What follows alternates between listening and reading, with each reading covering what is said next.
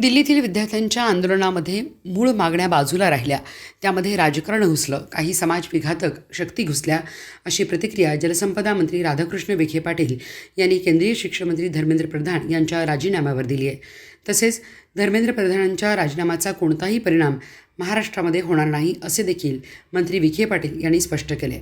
घुसखोरी करून केंद्र सरकारला बदनाम करण्याचा प्रयत्न केला जातोय, त्यामुळे अशा प्रवृत्तीपासून सावधान राहिले पाहिजे.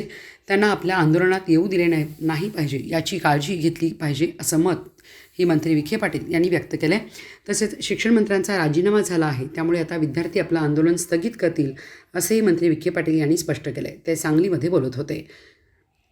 संजय राऊत हा भूतकाळात गेलेला विषय आहे, त्यावर काय चर्चा करायची, असा टोला जलसंपदा मंत्री राधाकृष्ण विखे पाटील यांनी लगावला.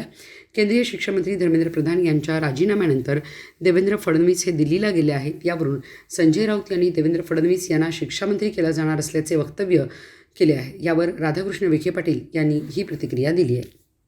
आता असं आहे की वांगचूक यांचं उपोषण सुटल्यानंतरही विद्यार्थी आंदोलन करतच होते. आता त्यामध्ये मूळ मागण्या बाजूला राहिल्या, बाकीचंच त्याच्यामध्ये राजकारण घुसलं.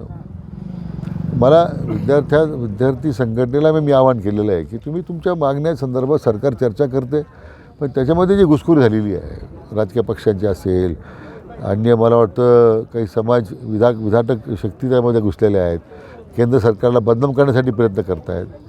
तर अशा प्रवृत्तीपासून सुद्धा आपण सावध राहिलं पाहिजे. अशा संघटना यांना आपल्या आंदोलनात त्यांना येऊ येणार नाही याची काळजी सुद्धा त्यांनी घेतली पाहिजे. आता मला वाटतं शिक्षण मंत्र्यांचा राजीनामा झाला, मी माध्यमातून पाहिलं आहे.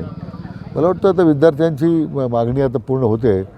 आंदोलन ते आता याच्यामध्ये आंदोलन स्थगित करतील, आता प्रत्येकाला आशा आहे. एकनाथ शिंदे यांनी फडणवीस यांना दिल्लीला बोलवलं आहे. संजय राऊत म्हणाले फडणवीस यांना शिक्षामंत्री करतील.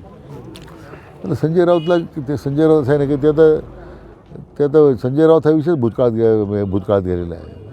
त्यामुळे काय संजय राऊत बोलतात त्याच्यावर आपण काय चर्चा करणार. या राजीनाम्याचा महाराष्ट्राच्या राजकारणावर काही परिणाम होणार नाही.